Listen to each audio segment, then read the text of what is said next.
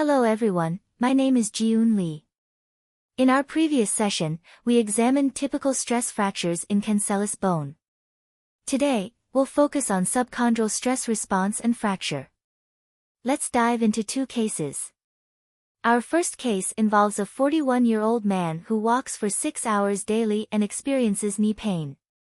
The MRI shows medial femoral condyle edema-like signal intensity within the subchondral marrow, but no fracture line is visible. Given the clinical history, this presentation is consistent with a stress response. Moving on to our second case, we have a 33-year-old man with progressive knee pain. At first glance, it may appear similar to our first case. However, this patient exhibits a thickening of the subchondral bone plate. Upon closer inspection, we can observe a low signal intensity immediately subjacent to and creating the appearance of a thickened subchondral bone plate. These findings indicate a stress fracture. To supplement this information, let's briefly discuss subarticular stress responses and their progression.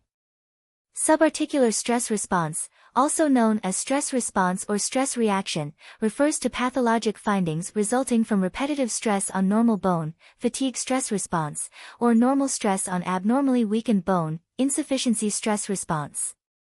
Initially, it presents as bone marrow edema-like changes in signal intensity, sometimes with cortical thickening but without a discrete hypointense line. If stress continues, this condition may progress to a stress fracture.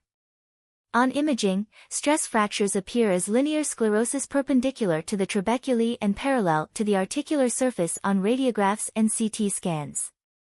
On MRI, they present as a fracture line surrounded by edema-like marrow signal intensity.